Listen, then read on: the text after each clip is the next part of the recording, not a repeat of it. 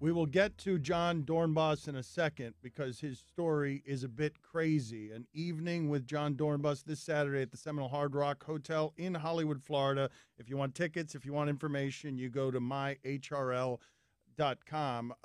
What a weird career path you have had.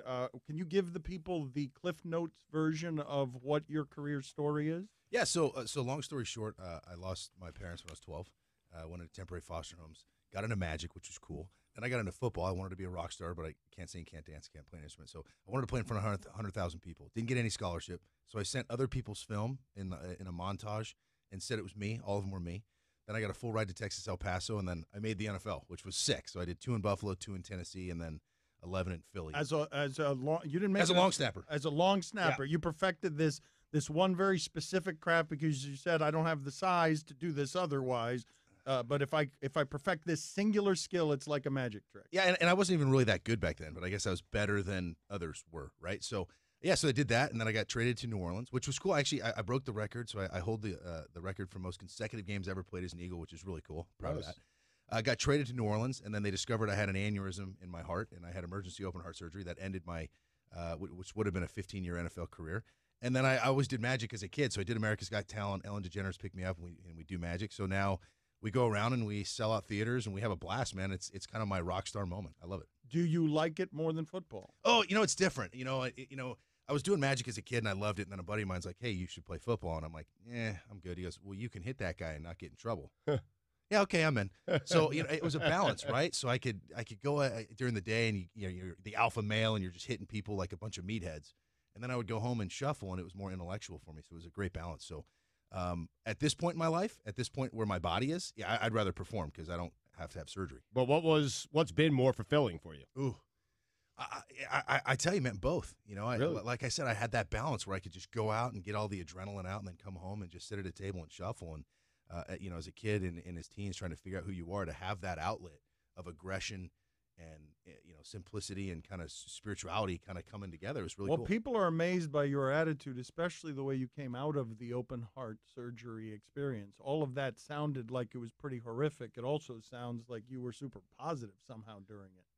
It was gnarly, and it was kind of like my whole life coming into one. And what I mean by that is I tell people, like, don't listen to yourself, talk to yourself when you're down and out. Just tell yourself where you want to be. Well, all of a sudden, I was at those crossroads, and I kind of took my own advice. And it was about an 11-hour surgery. I was in the hospital 30 days post.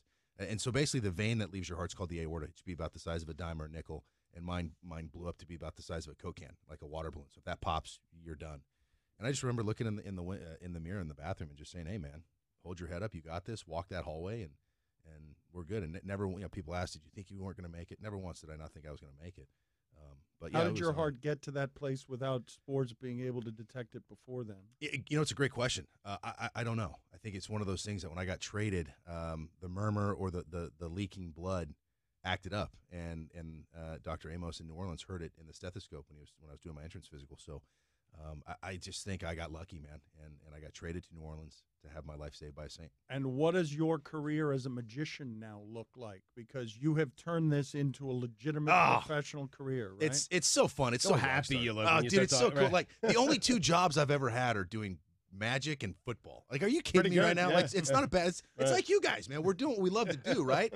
And then not only that, but now people are choosing to listen. People are choosing to watch. And like, we're bringing joy to this world. We're bringing people into our lives because they want to be. It's super rock star. So America's Got Talent obviously gave me a chance to do it on the big stage, and then getting on Ellen, she gave me relevancy over time. And so when you're in the live entertainment space, you need relevancy over time. So now, we do these beautiful theaters that I dreamed of as a kid, and it's my life story with magic tied in. It's not a traditional magic show. There's no boxes and dancing girls and stuff like that. It's rock star, man. Bring your family, bring your kids. I basically performed this show talking to myself when I was 14, and so I promise you I'll inspire your kids, and they'll love it. Hopefully I can inspire you, and we'll laugh, and we'll do some cool tricks, man. Did you succeed in America's Got Talent because the magic is that good, or because your personality was super likable? They were rewarded by keeping you on television from week to week with your story and your effervescence. Well, that's a huge compliment, and I appreciate that. And this is why. When I learned magic, my mentor is Ken Sands, and he said, look, it's not about the trick. If the trick is the end-all, be-all, you're going to get a golf clap your whole life. But if you use it as a tool to connect, then you're gonna go as far as you want to go. And so on AGT, that's what it was. It's like, how do I, I'm not a rock star, so my cards and my speech, that was my guitar and my ballad, right? And so it's personality, it's everything. It's everything. What makes a great entertainer, man? Garth Brooks, are you kidding me? If you're not a Garth Brooks fan, just go see him live, and you're gonna understand why people love him. The guy he's amazing, but he has such a good time, right? So it's all those things coming full circle.